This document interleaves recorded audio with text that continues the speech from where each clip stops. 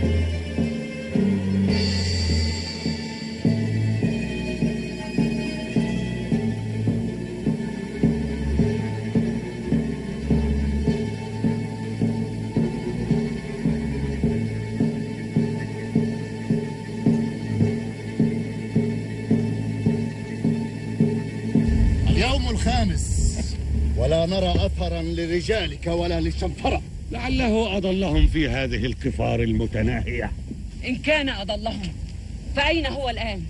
هل ضل هو أيضا؟ ليت هذا يكون قد وقع فلا يعود، حتى وإن هلك معه من تبعه من بني سلمان. اسكتي يا خولة، اسكتي.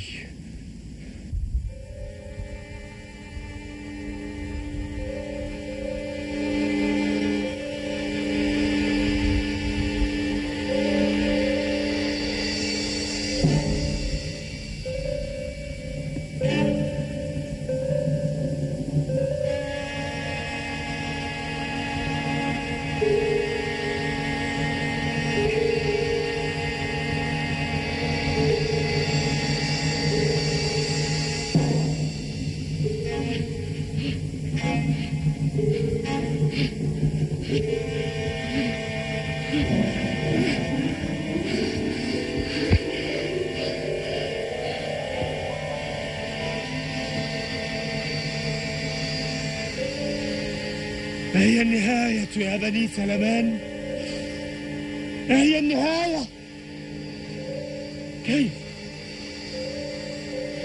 كيف لم أقتل سوى 99 رجلا، وأكون أنا تمام 100؟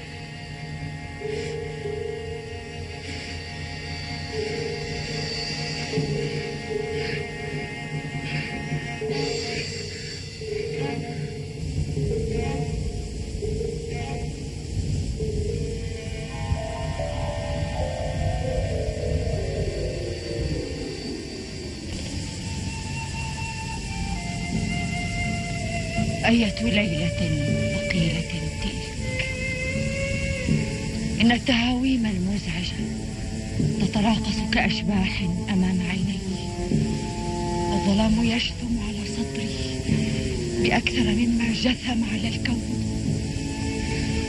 حتى لكأن داخلي يوشك أن ينفجر صائحا.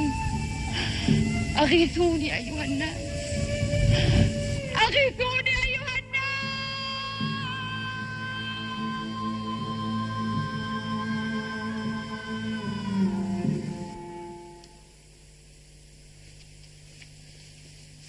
أنفاسكم حتى لا تصدر من أحدكم نأمة أو زفرة. هل أنت واثق أنه الشبح الذي رأيناه بعد الغروب؟ هو بلا شك، فانتبهوا.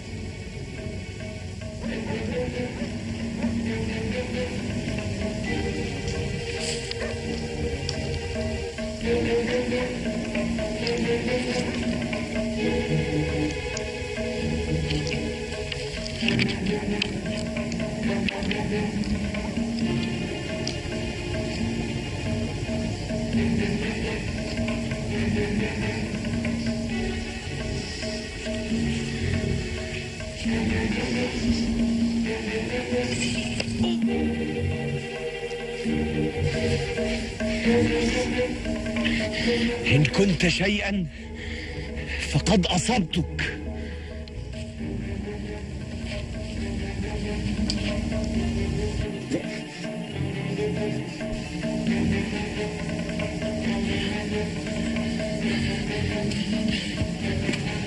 ويحي، لقد استبد بك التعب يا ولدي.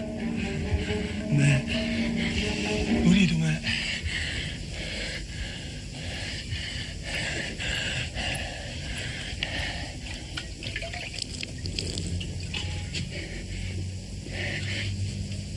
ما لهذه المياه صارت مالحة هكذا؟ بل هو نفس الماء. سأتيك بأقط وسويق لتأكل. أقط وسويق وماء مالح وريبة مستكنة في بيتك. قد عهدتني أصارحك، فاهدأ. لا أحد هنا.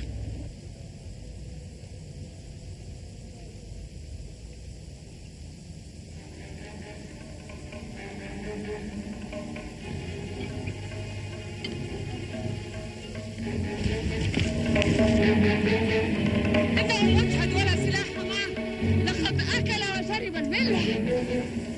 فمن أنت أيتها الحية؟ أنا خولة امرأة الأسود يا شنفرة. أم حسبت أن أمك هي الفريدة بين النساء؟ افعل ما شئت يا طلحة، لكن لا شماتة. نعم، لا شماتة يا شنفرة.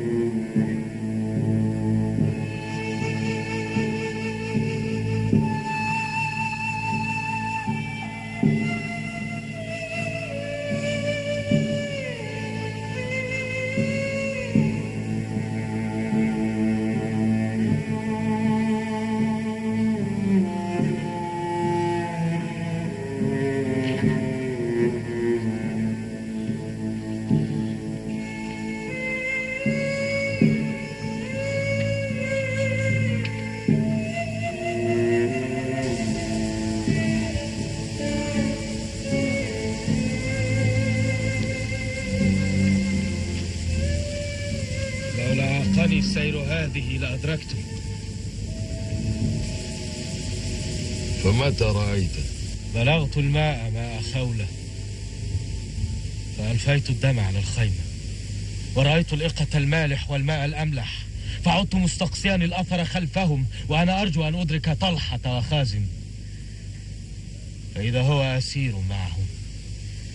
ترى ماذا سيفعلون به؟ القتل.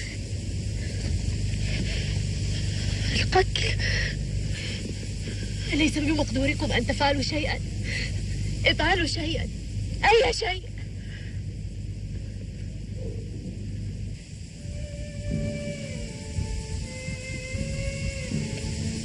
وبعد يا شنفرة، لقد جاء الدور ليطرفك بنو سلمان.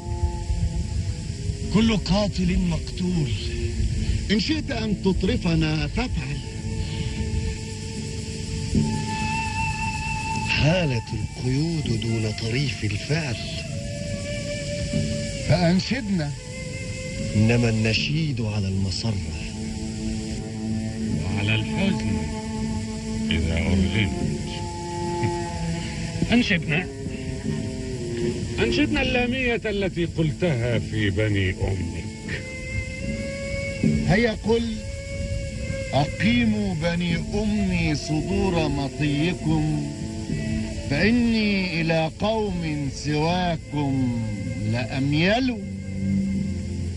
سل عنها من شئت فيسمعك إياها. أنا من بني أمك، أنا خازم الفهمي. سقت مالك، ولو لم أتعفف لسقت نساءك. تعاهدنا ألا شماتة ولا قبيح فعال، وقوله لكل قتيل منا أطرفك ألم تكن شماتة؟ كفوا عن العبث به. يا شنفرة، أين تريد أن نقبرك؟ هنا حيث قوم أبيك، أم هناك حيث قوم أمك؟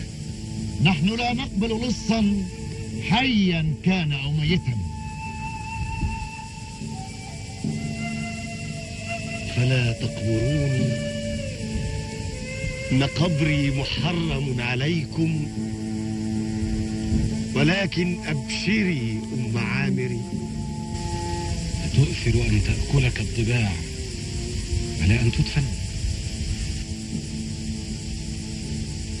إن الضباع والوحوش هي من عاشرت طيلة عمري، وكانت أحن علي حتى ممن أحببت من الناس،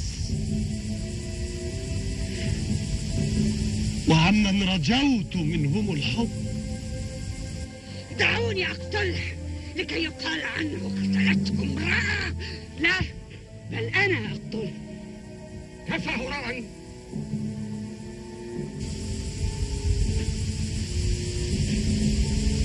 قد علمت يا شنفرة أنني ما كنت أرجو هذا. ولا أنا يا طلحة، ولكن القدر يديرنا حيث شاء.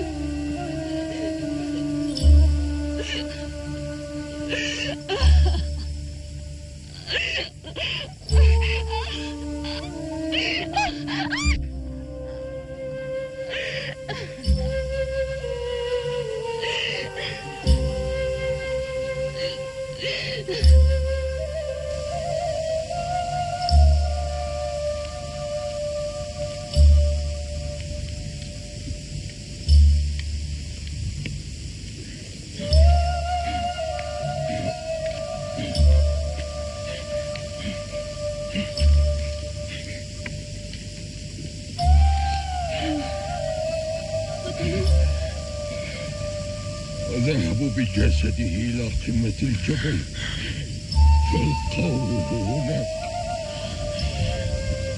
هل ظنوا عليه بمجرد عدة أشبار من الأرض بديارهم يدخلونه فيها؟ تلك هي وصيته. فمن قتله؟ طلحة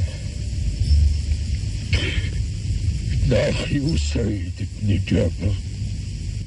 الليلة يموت طلحة وهو قليل. خازم الفهمي فدعه لي. انظروا حتى يغادر الحي ثم الحق به واقتله. هذا أمره هين. أما أنت كيف ستدخل عليهم الحي؟ يا له من أمر ألقي على كاهلي وأضاع حياتي كلها دون أن يكون لي فيه يد أو جريرة.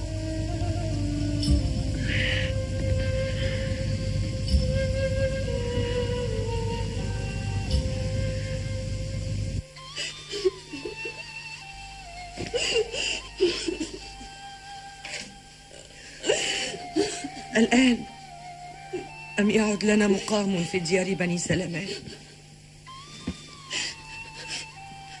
أنرحل يا أم، أنرحل ونترك الشنفر وحده في الجبل تنهشه الضباع والذئاب.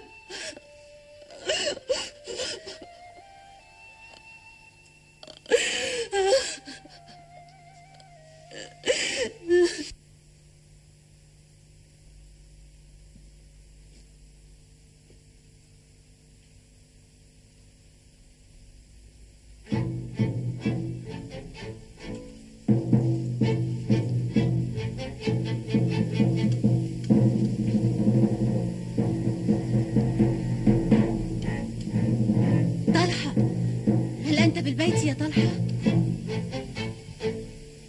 من؟ سلمى. إن طرف الشنفرة لن تنقطع عنكم يا بني سلمان، فأخبرني أين طعنت الشنفرة؟ في صدره أم هنا؟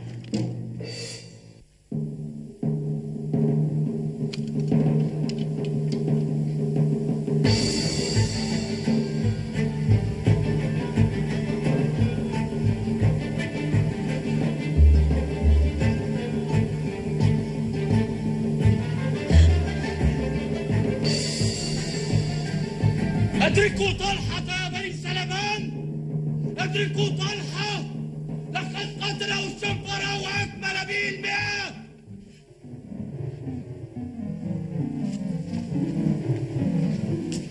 وأحسوا قراح الماء والماء بارد، الماء بارد، الماء بارد، الماء بارد، الماء بارد.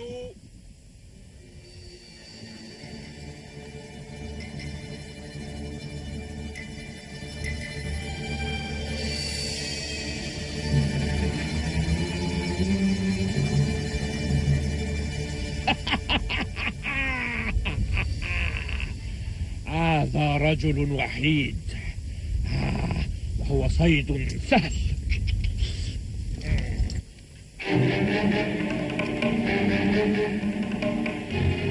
انزل عن جوادك يا خازم الفهمي. أو تعرفني يا أخ العرب؟ ومن ذا الذي لا يعرف ثالث ثلاثة؟ قتلوا الشنفرة. من الفتى؟ أنا صاحبه، عمرو بن براقة. في القلب طعن الشنفرة ولك مثلها.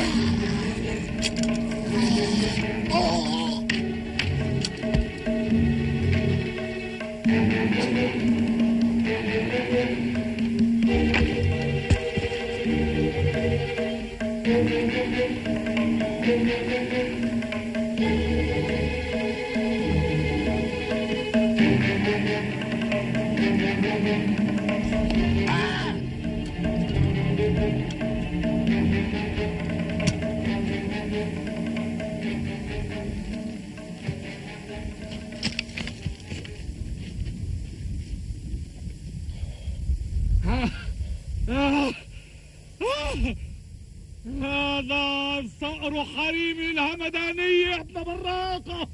أدركت ثاري، أدركت ثاري.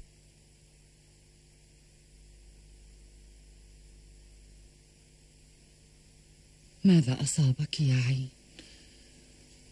كنت فيما مضى تختلجين فتشل الكآبة نبض الحياة في، ومع ذلك فقد كان مجرد اختلاج واهن. فماذا أصابك؟ كأن إبرا محماة تعبث بجفونك مذ أصبحنا.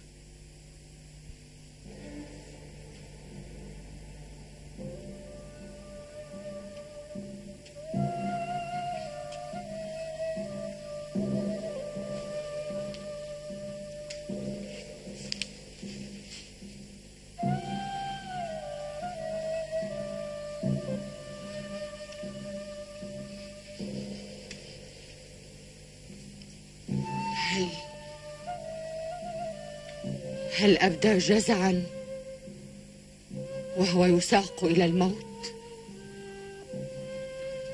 هذه مشاعر لم يتعودها، فأن له أن يشعر بها.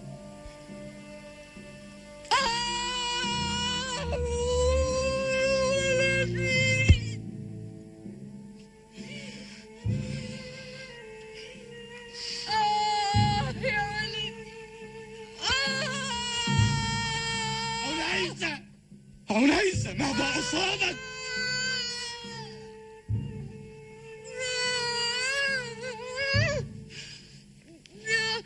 عنيزة، ماذا أصابك؟ ما عهدتك تجزعين. كنت، أما الآن فنعم. فالقتيل ليس مجرد ابني، إنه صرخة مقهوري الأبد ضد ظلم غاشم خبيث التلون لا يعجز عن مداهمة الأحياء بصورة مغايرة. نعم صدقتي، فهكذا كان، ولكني ألتمس العزاء. لو كنت مجرد أم لكان أدنى شعوري أن أتخيل النصال الآثمة وقد غاصت في جسده الأعز الذي كان منذ أمس قريب مجرد طفل بريء ألقمه صدري وأضمه بحرارة دمي. وهذا تخيل كفيل بأن يجعل النار تشب في أحشائي حارقة مدمرة. ولكنني لست مجرد أم. بل أنت أم، أردت أم أبيت. لست مجرد أم، بل مثالا سقته لكل مقهور قادم. وأردت أن تعلم الأم، أي أم، أن تربي أولادها هكذا، فما غير هذا من سبيل يخشاه الظلم والظالمون. هذا حق، ولقد بلغت وأبلغت. أتدري يوم رصدوا الماء وعدت أنت إلى قومك، وعاد عمرو بن براقة إلى قومه، ليلتها كم قلت إلى من يعود الشنفرة وهو لا قوم له ولا وطن بعدما سلبوه كل شيء حتى أيام حياته. صدقتي،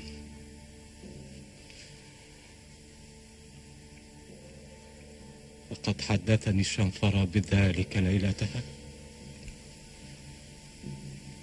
وما عزائي يا أخي غير علمي بأن وطنه هو سيفه، فليكن عز كل طريد ووطن كل مسلوب هو سيفه وعزمه المتوحش. صدقت يا عنيزة، لذلك أحسبك ستجدين العوض والعزاء.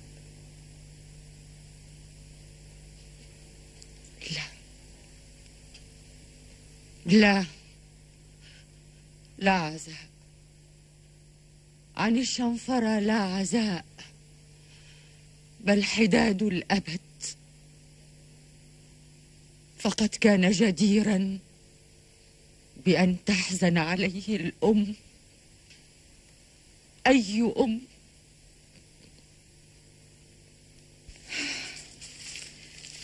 هل سننتظر الرجل هنا؟ قيل لنا إنه يعمد إلى هذا المسجد، فدعينا ننتظره. هل هو من صحابة رسول الله حقا؟ قيل لنا هذا، وزاد القائل فقال إنه يغدو ويروح إلى النبي ويسمع منه. نحن على مشارف يثرب مدينة رسول الله، ولا حاجة بنا لأن ننتظر هذا الرجل، فدعنا نقدم على النبي. ويحك يا امرأة، من أنت ومن أنا حتى نقدم على رسول الله هكذا؟ سمعت أنه لا يرد قاصدا. قد سمعت، ولكن أنا وأنت ومن هم على شاكلتنا أولى بأن نلتمس الوسيلة للوصول إلى رسول الله، ووسيلتنا هو هذا الرجل صديقه. سمعتك يا رجل وأنا أقدم تهول مما أسلفت من ذنب وجهالة، كأنك يائس من رحمة الله تعالى. ربما، وله ولي العذر، فصحائف العمر ملأى بغير ما يدعو إليه الإسلام. وإن كان فإن الإسلام يجب ما قبله. تقول هذا لأنك لا تعرف من نحن وماذا كنا نفعل. كن من تكون، ولكن لا تدع ما أسلفت يردك عما أنت مقبل عليه. يا مولاي، لقد كنا نعاشر الصعاليك، بل كنا من الدرجة الدنيا منهم. كذلك أنا عاشرتهم، بل وكانت لي بهم صلة ربما أوثق مما كانت لكما. أنت؟ نعم أنا، بل وشب طابة شرا ثابت بن جابر بن فهم تحت سمعي وبصري حين كانت أمه زوجة لي. هل أنت أبو كبير الهذلي؟ أنا هو. أنت هو؟ فكيف تهون مما أسلف هؤلاء المردة وقد كانوا أسفك للدم من الوحوش؟ أما لو علمت لأدركت أنهم بل وكل الأفذاذ الذين حشدهم الله سبحانه وتعالى في 50 سنة السابقة على مبعث النبي صلى الله عليه وسلم إنما كانوا أدوات، آيات مهدت الساحة للإسلام العظيم. كيف يا مولاي؟ هلا كففت عن دعوتي بمولاك؟ قد كففت، فأخبرني كيف.